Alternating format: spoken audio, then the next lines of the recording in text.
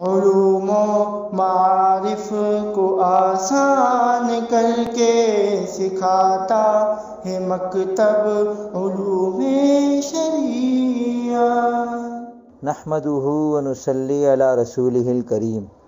یہ سلسلہ الحمدللہ جاری ہے تفاسیر کے مختصر تعارف کا، اور اس ویڈیو میں آپ کے سامنے تفسیر قرطبی کا مختصر تعارف پیش کیا جائے گا۔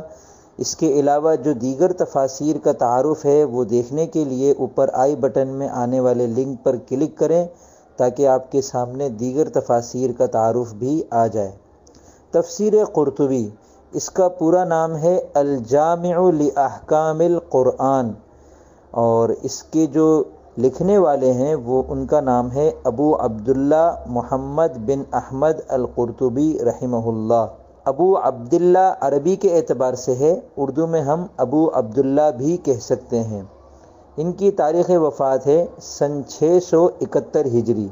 امام قرطبی رحمہ اللہ فقہ مالکی کے پیروکار تھے، زاہد اور عبادت گزار تھے، اور اس کتاب میں اصلاً احکام فقہیہ کا استنباط کیا ہے انہوں نے، جبکہ ضمناً آیتوں کی تشریح، مشکل الفاظ کی تحقیق، اعراب و بلاغت اور متعلقہ روایات کو بھی تفسیر میں شامل کیا گیا ہے۔